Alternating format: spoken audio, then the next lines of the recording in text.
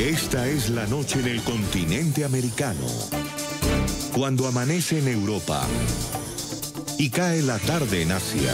Así cae la noche en el continente americano y transcurre la mañana y la tarde en el resto del mundo. La noche, bajo la dirección de Claudia Gurizati. El programa La Noche enciende las luces para que usted vea el punto clave de la noticia. Hoy continuamos en teletrabajo, pero llegando a cada uno de sus hogares en todo el continente americano y en el resto del mundo. Desde Madrid, nuestra directora Claudia Gurizati, y desde la ciudad de Bogotá, le saluda Jefferson Beltrán. Hoy, con la voz de los protagonistas de la noticia, estaremos analizando la importancia que tienen las cifras para tomar decisiones frente a esta pandemia que hoy tiene en cuarentena casi que al mundo entero, en una época de Semana Santa, en una época en la que ustedes necesitan la información más clara y más precisa también para tomar sus decisiones. Así es que, Claudia, buenas noches. Jefferson, estamos preparando este especial para nuestros televidentes que estarán en Semana Santa confinados. Sí, esta pandemia afecta a 180 países y una gran parte de ellos ha tomado estas decisiones del aislamiento social. Unos la han tomado de manera más drástica, como aquí en España, otros de manera más leve, como en otros países. En Colombia también son medidas muy duras, sin poder salir a la calle, a no ser que sean servicios muy esenciales o necesidades muy esenciales. Entonces es importante que la gente conozca en estas circunstancias algo más de cómo se está comportando el virus, el nuevo coronavirus, cómo se está comportando esta enfermedad y sobre todo en datos estadísticos qué tanto están afectando a nuestras poblaciones. Hemos escuchado de modelos matemáticos y queremos precisamente que quienes los desarrollan nos los expliquen. La semana pasada fue noticia el Imperial College con su estudio de cuántas personas seguramente, según ese estudio matemático, estarían ya contagiadas por el coronavirus. Hablaban de 7 millones de personas en España. Sin embargo, las autoridades españolas pues no quisieron admitir este dato. Sin embargo, le cuento que en las últimas horas ya el ministro de Sanidad en España sí afirma que al menos 15 de cada 16 afectados por el coronavirus, es decir, el 90%, no está registrado según las estimaciones que hace el propio Ministerio de Sanidad. Por eso estamos hoy conversando con el catedrático Àlex Arenas, quien es de la Universidad Pública de Cataluña Rovira i Virgili, y quien también con su equipo están desarrollando este tipo de modelos matemáticos. Doctor, profesor, bienvenido al programa La Noche. Muchas gracias. ¿Ustedes reciben esto? Sí, adelante, Claudia. Ustedes reciben la noticia de lo que sucede con el Imperial College, pero ustedes también han desarrollado un modelo matemático. ¿Ese modelo qué les dice? Así es. El modelo que nosotros hemos desarrollado no es un modelo basado en los datos existentes para poder extrapolar la curva, sino que lo que hemos hecho es un modelo epidemiológico de base. Es decir, calculamos las probabilidades de propagación de este virus y, por lo tanto, nos podemos anticipar en el futuro para ver cuántos casos habría, de qué estaríamos hablando en nivel de ocupación de las unidades de curas intensivas en los hospitales, que es el problema más importante, porque los números son tan grandes en esta enfermedad que superan cualquier sistema de sanidad nacional, no solo en Europa, sino en todo el mundo. Por lo tanto, estos modelos se deberían utilizar para poder predecir cuál es la mejor acción que podemos tomar contra este virus. Mientras no existe una vacuna o una farmacología muy potente que nos pueda ayudar a bajar la infectividad, lo único que podemos hacer como humanos es este proceso de confinamiento que, como habéis dicho, es muy duro, porque lo que hacemos es cortar las cadenas de contagio. Pensad, este virus se contagia persona a persona. Cualquier cosa que tocamos, una superficie, una persona que está infectada, cuando alguien la toca, la tiene de nuevo en sus manos y además a una distancia de menos de 1,5 metros, simplemente hablando, las micropartículas de saliva que despedimos en el aire contienen este virus. Por eso es tan necesario el uso de la mascarilla, no tanto para no infectarnos nosotros, sino pensar en el siguiente aspecto. Cuando nosotros nos protegemos, lo que estamos haciendo es proteger a los demás. Y los demás nos protegen a nosotros si ellos también se protegen.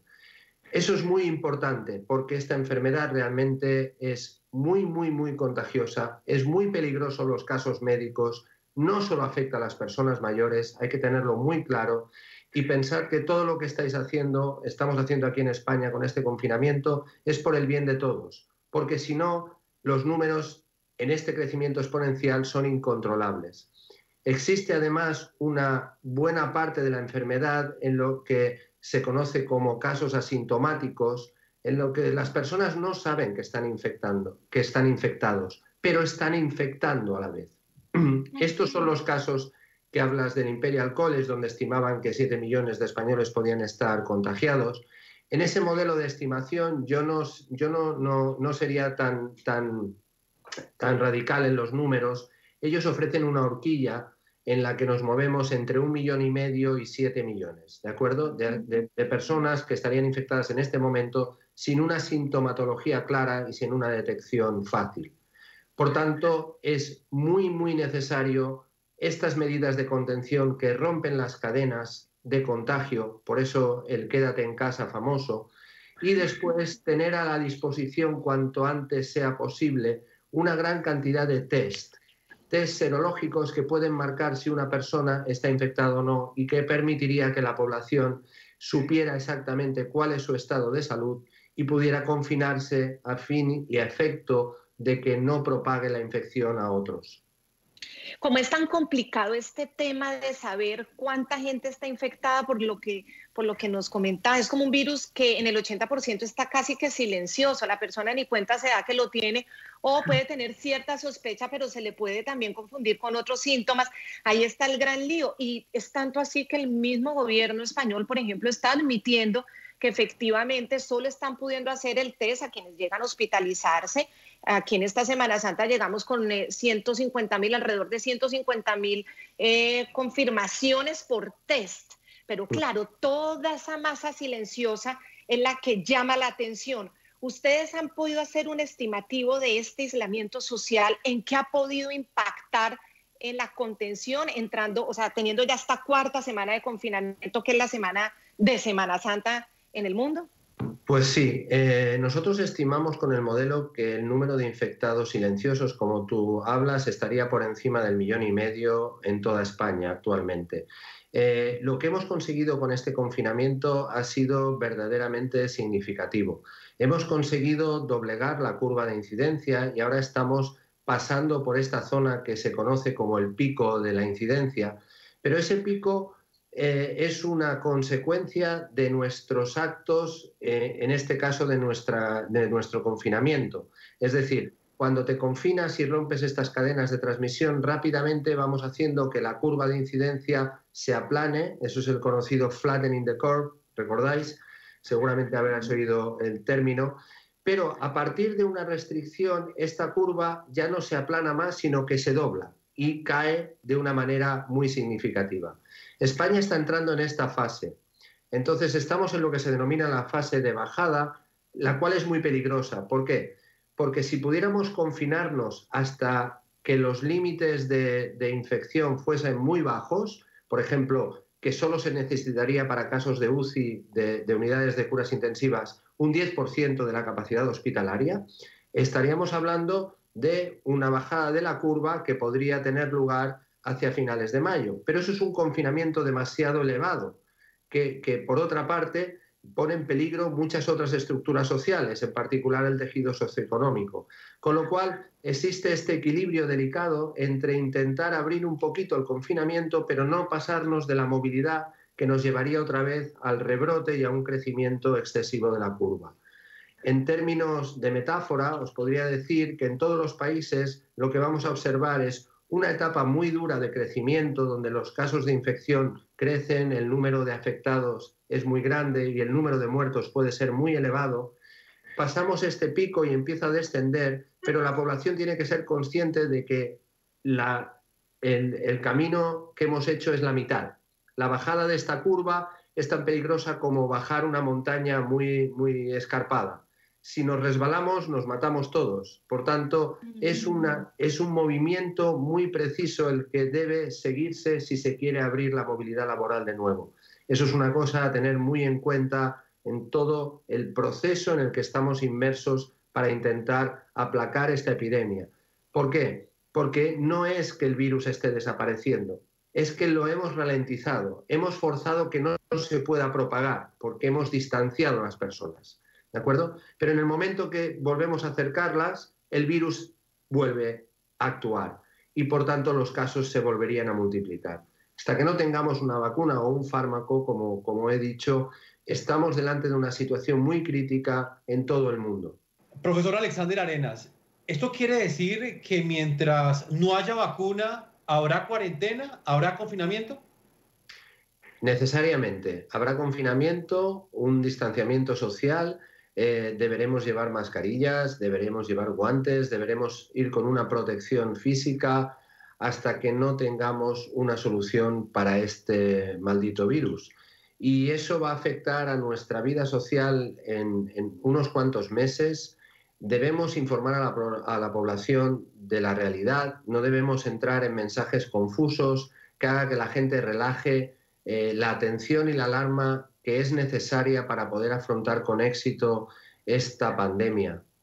Realmente es así. Este es un virus que resultó muy contagioso, dicen los expertos, los científicos, pero sobre todo que el cuerpo humano pues, no tenía inmunidad frente al virus porque es nuevo y porque pues, las actuaciones han sido contra el tiempo, porque resultó y se expandió muy rápido. ¿Ustedes han hecho comparativos con otro tipo de virus? ¿Cómo se ha expandido el coronavirus frente a otros tipos de virus?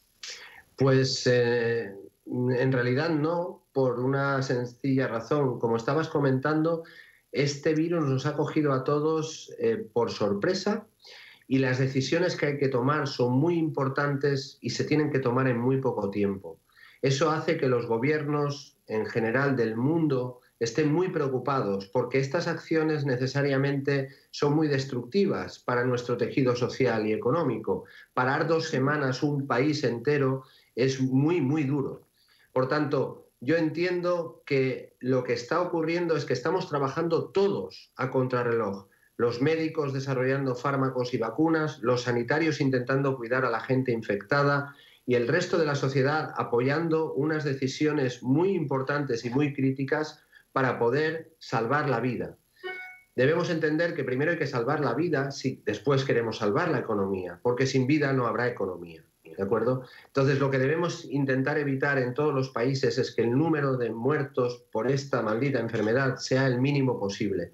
Y eso solo se puede hacer reaccionando de una manera absolutamente inmediata y tomando la mejor decisión posible en cada momento. Estas decisiones, desgraciadamente, pasan hoy en día, hasta que no exista, como hemos dicho, esta vacuna, por el confinamiento y por la distancia social. Eso va a hacer cambiar nuestras rutinas, nuestra manera de relacionarnos con nuestros amigos, familiares, personas del trabajo, etcétera. Y lo debemos hacer, porque si no lo hacemos, esta enfermedad es tan brutal y su crecimiento exponencial es tan impactante que nos puede dejar en una situación muy crítica. Pensad, nuestro modelo, por ejemplo, se dirigió desde el primer momento a calcular cuál es el número de casos críticos que vamos a tener, que son estas personas que van a necesitar respiración asistida porque si no, desgraciadamente, morirán. ¿Qué ocurre? Si tenemos un sistema sanitario que tiene una capacidad, digamos, 10, y a este sistema sanitario de un día para otro entran 1000, el sistema sanitario colapsa. Y el colapso del sistema sanitario tenemos que entender lo que es. No es un problema solo de COVID, es un problema de toda la sociedad. Si colapsa el sistema sanitario, cualquier enfermedad, cualquier pequeño accidente, cualquier afectación no se puede tratar porque no hay efectivos. Al no haber efectivos y no haber recursos, nos ponemos en un peligro excesivo, toda la población.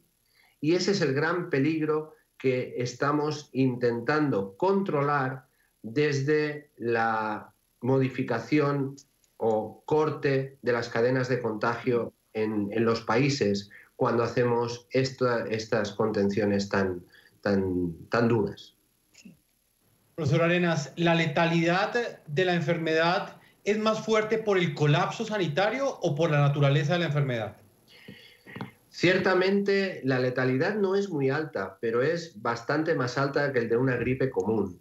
La gripe se ha utilizado en muchos casos como una comparación de lo que sería este COVID y desgraciadamente no es igual. Es más del doble de lo que hace una gripe normal o común, pero además su propagación, su R0, que se conoce, el número de casos que cada persona infectada puede generar, es muy elevado. Es cerca de 3 en la mayoría de estimaciones, y eso quiere decir que esta producción de nuevos casos secundarios es extraordinaria.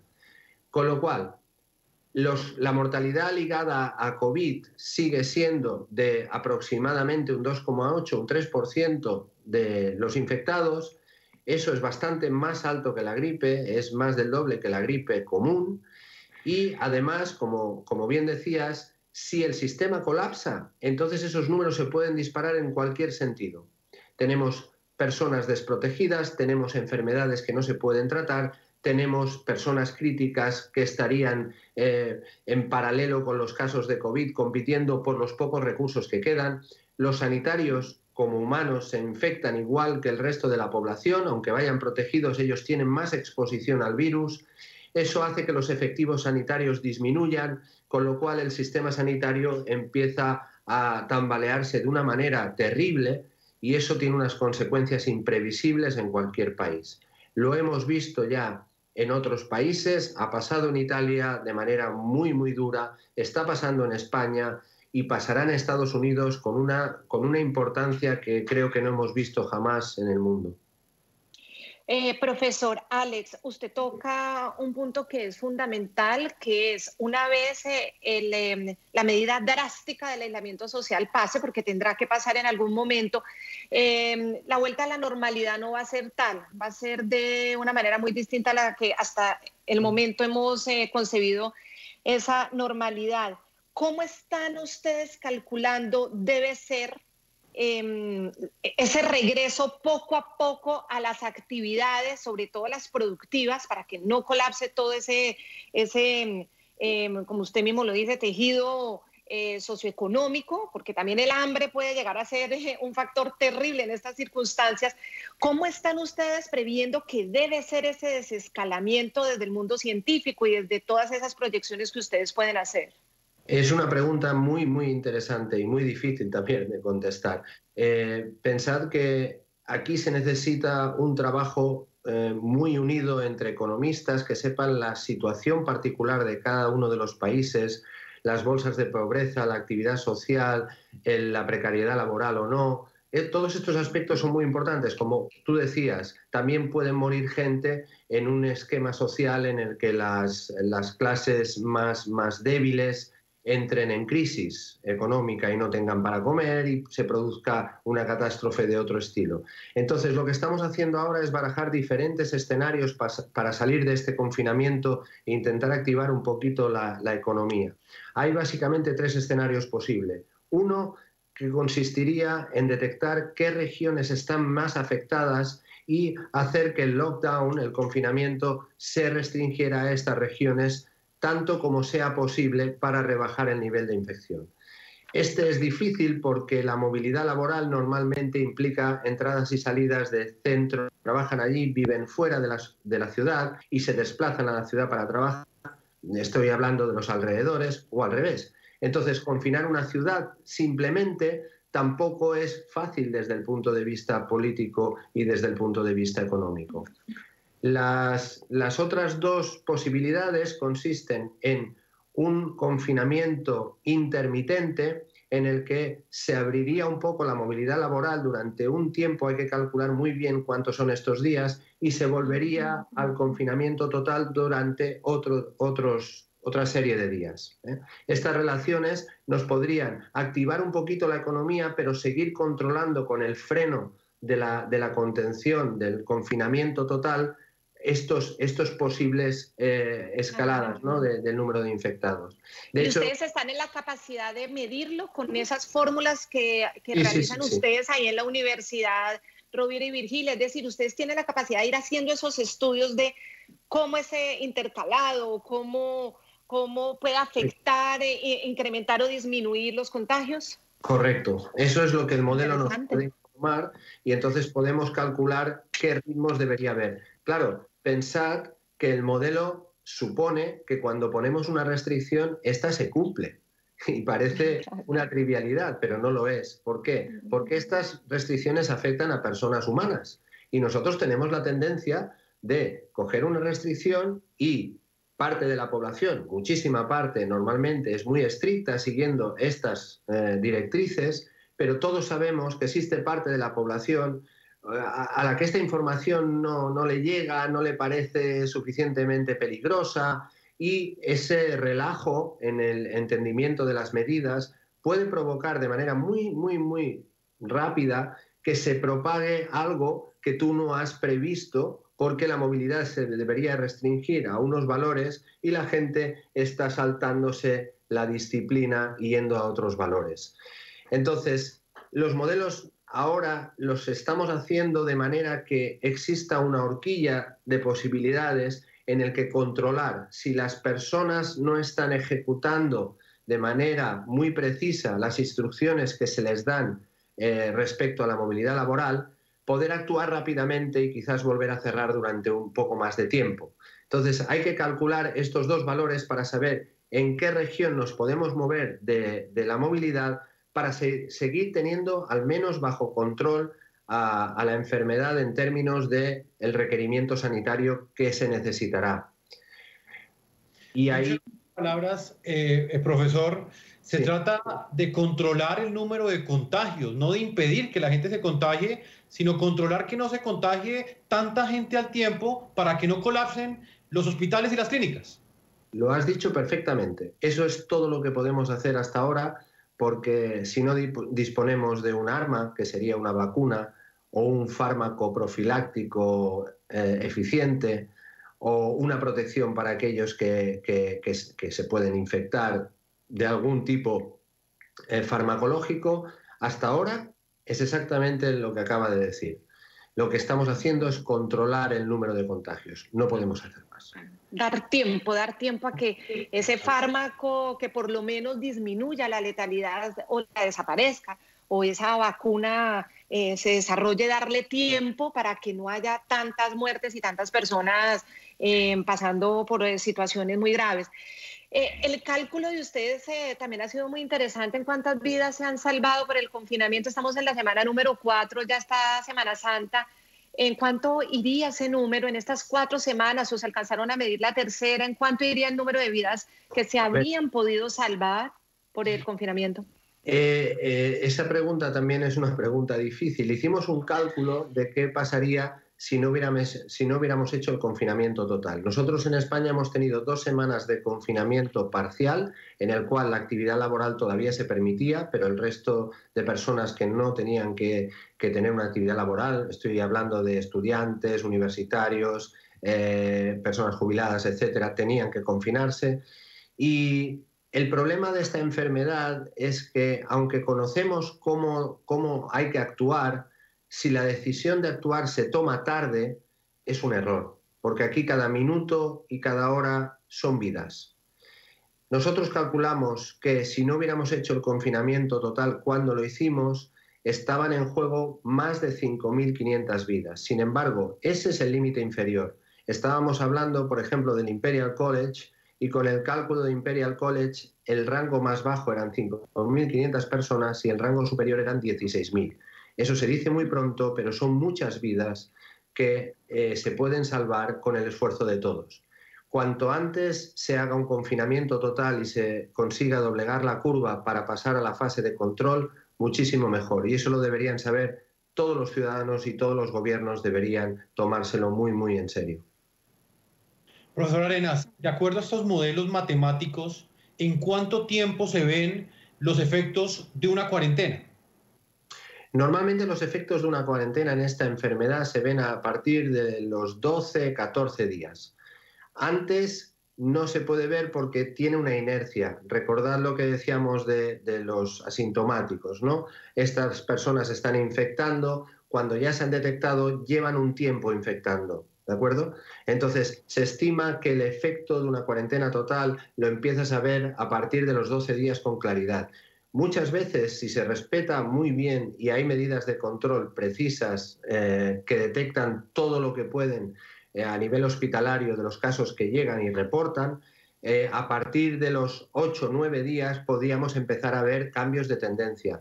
Pensad también una cosa, la gente cree que cuando nosotros hablamos de que el confinamiento está funcionando, debe ser que el número de casos ya es negativo, y no es así. Nosotros lo que vamos a ver es un cambio de tendencia. Tenéis que fijaros sobre todo en los porcentajes de crecimiento que vayan aplanándose poco a poco hasta convertirse en índices de decrecimiento, de valores negativos. Eso es la señal de que el confinamiento está funcionando. Todos los datos que tenemos, no del modelo, sino de la realidad de la gente de los diferentes países que han aplicado estas medidas, es que eso funciona. No es la única medida, también lo tengo que decir. En países donde la epidemia acaba de empezar, los casos son muy pocos, estar en alerta y aplicar medidas muy duras es muy positivo, porque el control se realiza mucho antes. Por ejemplo, creo que fue en Nueva Zelanda hace muy poco tiempo que con 60 casos ha hecho un confinamiento de todo el país.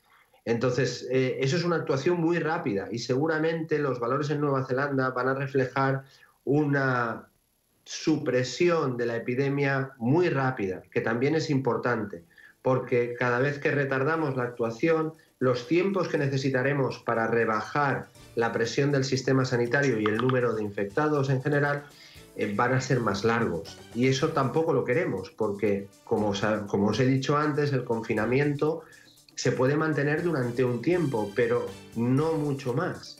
Y si estamos hablando de meses, como pasó en China, eso no lo soporta, creo, ningún país de Europa o de América. Ya regresamos con La Noche.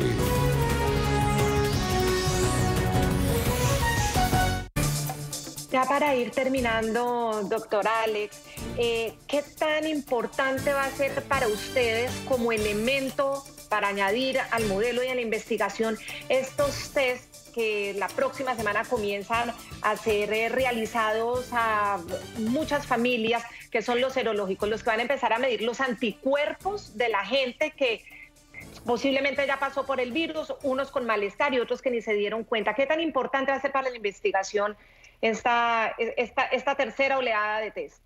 Los test son imprescindibles y los test van a servir de muchísima ayuda. Sin embargo, también te tengo que decir, para ser sincero y realista, que ahora estamos delante de una situación difícil porque el número de personas que todavía está susceptible, o sea, que no ha pasado la enfermedad, va a ser muy grande, ¿de acuerdo? Y el número de personas que tenemos que explorar para ver si están infectados o no debe ser también masivo. Entonces, como debéis saber, el número de test es limitado. Todo el mundo quiere comprar test ahora. La competencia internacional por la compra de estos elementos es muy intensa. Entonces, no vamos a tener test suficientes, pero si hubiera test para toda la población sí que sería muy útil, porque en el modelo nosotros podemos ver qué ocurre si aislamos a estos casos que denominábamos ocultos o casos fantasma, ¿no?, que no podemos detectar de otra manera. Aislar a estas personas en cuarentena nos ayudaría muchísimo a que la propagación bajara. Sin embargo, me temo que todos los gobiernos están un poco en la misma situación de dificultad, de que no existe el número de test que se necesitaría para tener una buena fotografía de la población y despertar estos invisibles, ¿no?, y poderlos incorporar en las medidas de contención o de no contención que se definan, pero me temo que eso va a ser muy paulatino. Es cierto que hay que empezar en algún momento, van a ser útiles, pero yo creo que van a ser más útiles dentro de 2 o 3 semanas que ahora mismo. Ahora mismo nos vamos a enfrentar al problema de que se va a abrir un poco la movilidad y todavía no sabemos quién estará infectado y quién no. Profesor Arenas, las decisiones políticas que toman los gobernantes están en consonancia con lo que piensan los matemáticos, los físicos, los investigadores.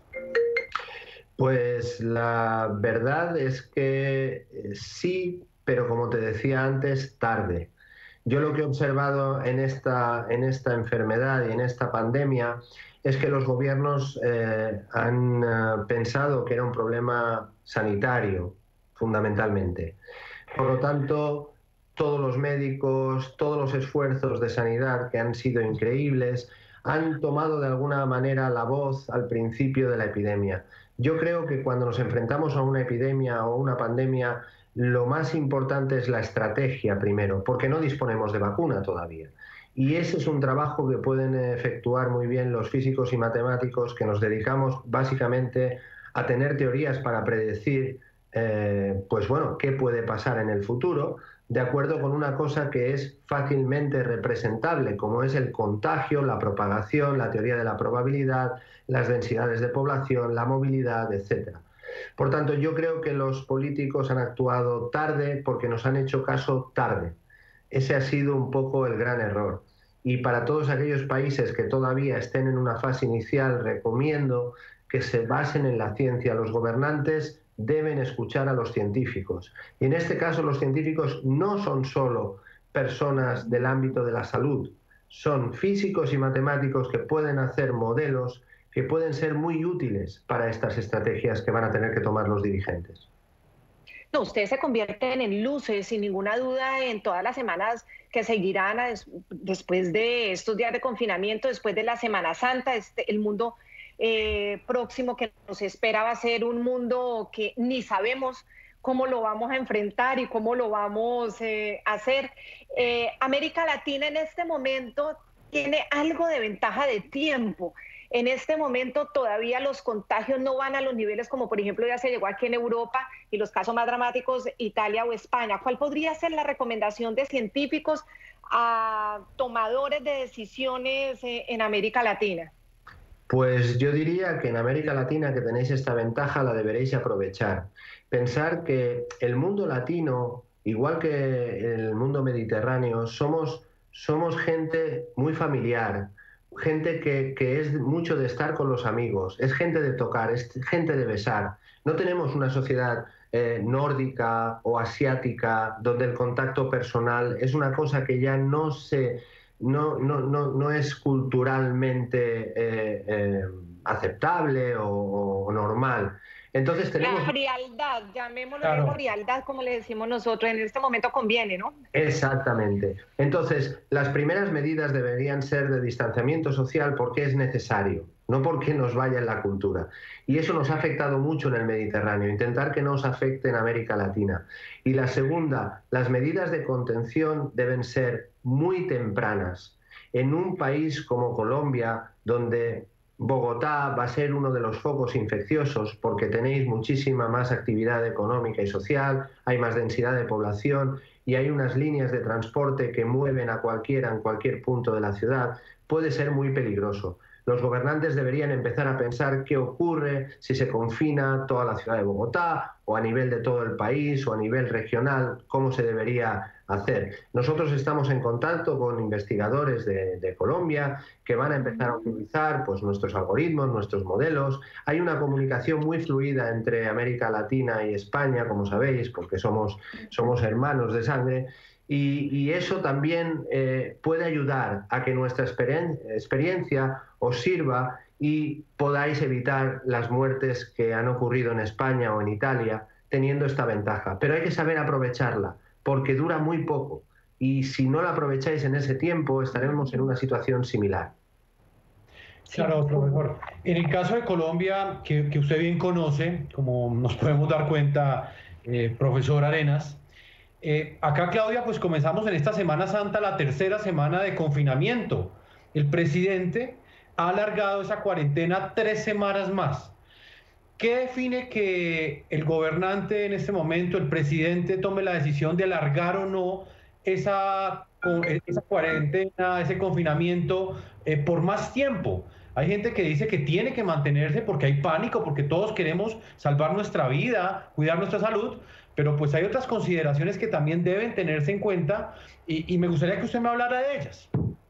Pues mira, No conozco el caso, pero estoy seguro que si ha alargado 3 semanas más el confinamiento, es que el problema sanitario que debe haber en Colombia es muy grave. Pensar que todo se basa en cuál es vuestro techo sanitario, a cuántos pacientes podéis tener en UCI.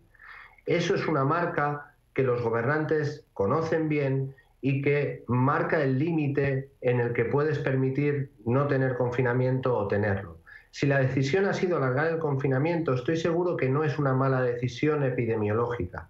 Puede ser una mala decisión económica, pero dudo que en un país como Colombia el gobernante principal, vuestro primer ministro, haya tomado una decisión tan estricta si no supiera a ciencia cierta que si no la toma, el número de muertes que habría en Colombia sería muy elevado. Todo depende de vuestro techo sanitario, el límite de recursos que podéis poner a disposición, porque al final los casos, cuando se convierten en críticos, se pueden salvar siempre y cuando haya recursos. La media de hospitalización en UCI, en cuidados intensivos en España, va entre 21 y 28 días. Eso es muchísimo tiempo de una persona con un respirador automático. Tenéis que pensar que a esa persona no se le puede quitar el respirador porque muere. ¿Cuántos respiradores hay en el sistema sanitario en Colombia? Es la primera pregunta para saber cuál es el límite de casos que vas a poder tratar. Y como los números que estamos hablando son tan exagerados, eso supera cualquier valor, pero superarlo de manera multiplicativa en 20 o 50 veces es una catástrofe, como hablábamos al principio, no solo de COVID, sino de cualquier enfermedad. Con lo cual, si se ha adoptado ese confinamiento, creo que se han hecho las cuentas para ver cuál es la resistencia, el músculo sanitario que tiene el país y cuánta gente del país puede acceder a estos recursos, que tampoco suele ser toda la población. Con lo cual es muy importante que esas medidas se ejecuten estrictamente, porque lo que sí que hemos comprobado es que por mucho daño económico que pueda hacer el confinamiento, desde el punto de vista epidemiológico, romperle la cadena de transmisión al virus es lo mejor que le podemos hacer para que no se siga propagando. Y fíjese que también esto concuerda el confinamiento por un lado, pero también las salidas creativas después de unas semanas de confinamiento, como nos lo planteaba en las últimas horas una de las cabezas más importantes de los gremios en Bogotá, el presidente de la Cámara de Comercio, quien decía, tenía la teoría, sí nos toca cuidarnos la salud, pero también tenemos que ver formas creativas de que el apagón de la economía se pueda encender poco a poco para evitar otra tragedia que es la del hambre en nuestras economías de América Latina, que somos muchísimo más débiles. Tengo una curiosidad, doctor Alex, ¿cuántas personas trabajan en el equipo realizando estos algoritmos y generando todos estos modelos de propagación de epidemias, de medición de lo que está sucediendo? Pues somos 8 personas, 4 es un grupo dirigido por mí y los otros 4 están dirigidos por el doctor Jesús Gómez Gardeñes, que por cierto es un profesor español que tiene muchísimo contacto con Colombia, va a hacer muchos cursos con vosotros, es una persona que conoce Colombia a la perfección. Yo lo conozco, pero no tanto. Colombia he ido unas cuantas veces, pero no tantas como Jesús. Y los 8 trabajamos desde el día 27 de febrero, cada día del orden de 16 a 18 horas a contrarreloj para poder estimar, para poder informar, para poder reportar al gobierno, para poder informar a la población, porque pensamos que es, al igual que un médico tiene que estar al pie de la cama ayudando al paciente, pues nosotros desde nuestro conocimiento creemos que lo debemos hacer y lo estamos haciendo. Estamos muy paciente Jefferson total, que es el país donde trabajan y estas proyecciones que sirven para otros países, 180 países afectados en todo el mundo en esta Semana Santa por cuenta de esta epidemia COVID-19. Así que el paciente es grande, ustedes tienen un paciente muy grande, que son sociedades enteras con mucha responsabilidad. Ha sido muy interesante esta conversación, doctor Alex. Muchísimas gracias. Queremos resaltar el trabajo de los científicos de la Universidad Pública de Cataluña, Rovira y Virgili, el doctor Alex Arena, físico, quien está trabajando en este equipo de matemáticos, científicos, físicos, para lograr entregar modelos que nos ayuden a organizarnos en medio de la pandemia COVID-19 para poder cortar esos contagios, darle tiempo a la comunidad también científica para elaborar remedios y vacunas, evitar el colapso de la salud y tratar de afectar en lo menos que se pueda el aparato productivo y económico de los países. Ha sido súper interesante esta conversación. Muchísimas gracias. Muchas gracias a vosotros. Un placer. Ya regresamos con La Noche.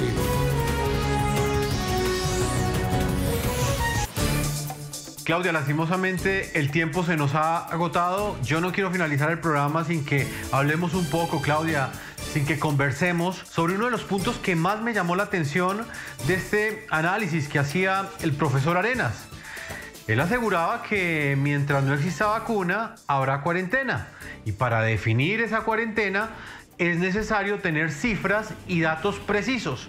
En Colombia ha habido un debate sobre si realmente el número de contagios que entrega el Instituto Nacional de Salud responde o no a la realidad. Si la cantidad de personas que han muerto es una cifra verídica o no lo es. Ese debate quedó abierto esta semana luego de que el mismo Procurador General planteara ese interrogante al gobierno nacional.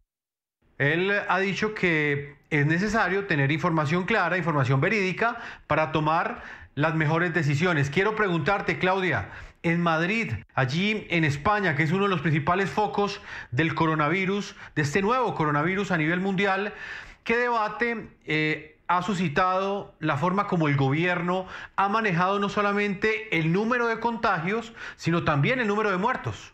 Jefferson, la gran polémica viene de las comunidades. Recordemos que las comunidades en España son las regiones.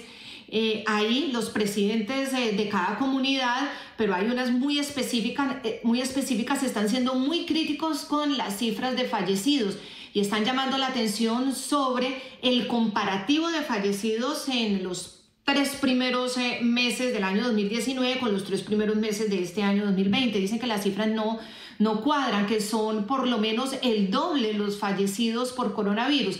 ¿A qué se debe? Que el gobierno, y lo ha explicado, solamente está contabilizando en las cifras oficiales como fallecidos a todas aquellas personas a las que se le pudo haber hecho un test y ese test salió positivo. Quien salió negativo o a quien no se le pudo hacer una prueba, pues es un sospechoso, pero no queda dentro de las estadísticas. El gobierno dice que lo hace porque ese es el protocolo de la Unión Europea y de la Organización Mundial de la Salud. Se necesita una confirmación médica de la causa de esa muerte, porque si no se estaría pasando al plano de la especulación. Lo que pasa es que esto ya superó el debate entre el gobierno central y las comunidades, también ya se fue al debate entre el gobierno, el jefe de Estado y su gabinete y sus ministros con la oposición, que le han pedido muy fuertemente en las últimas horas no mentir, a lo que el gobierno les contesta que sean serios porque las estadísticas tienen que tener un respaldo de prueba científica. Sin embargo, claro que está la duda de cuántas personas realmente han fallecido por coronavirus, y son muchísimas más de las que quedan registradas, porque son muchísimos los casos que definitivamente no se pudieron comprobar, porque recordemos que uno de los grandes problemas que tienen casi todos los países, pero en especial España, es la ausencia de test y de pruebas suficientes para llegarle a muchas más personas a la población. Recordemos que las pruebas se le están haciendo solamente a la persona que llega a los hospitales, la gente que está haciendo cuadros respiratorios muy agudos, y pues si no se les practican esos test antes de que las personas lleguen al hospital, pues no las pueden contabilizar como personas fallecidas dentro de los registros de COVID. El tema también tiene que ver con que en las residencias de ancianos, que ha sido uno de los focos más importantes de fallecimientos de personas mayores que están en sus residencias, se han contagiado del coronavirus y han muerto con los síntomas de coronavirus.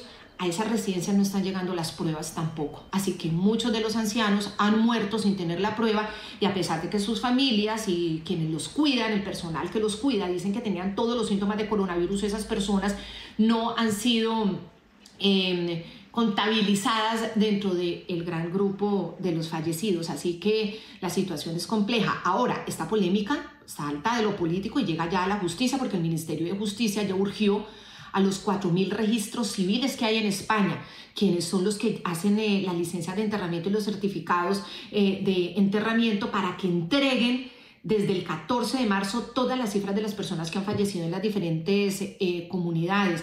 El número real de fallecidos es desconocido, no se sabe cuál es, y creo que es una situación que se repite en varios países. Quizá una de las regiones que más ha generado la alarma es Castilla-La Mancha. Cifra de los decesos se han disparado en un 200%, entonces dicen que obviamente la mortalidad diaria no les está siendo correspondiente con finalmente las cifras que entrega el gobierno. Pues esperamos que este especial sirva para el conocimiento de cómo se expande la pandemia y qué hacer para evitar precisamente ese crecimiento exponencial con todos estos científicos a los que hemos tenido acceso. Así que muchísimas gracias a todos nuestros televidentes por, como siempre, acompañarnos. La noche seguirá encendiendo las luces para que usted vea el punto clave de la noticia. Muy buenas noches. Así es, Claudia, un feliz amanecer para ti y una feliz noche para todos nuestros televidentes.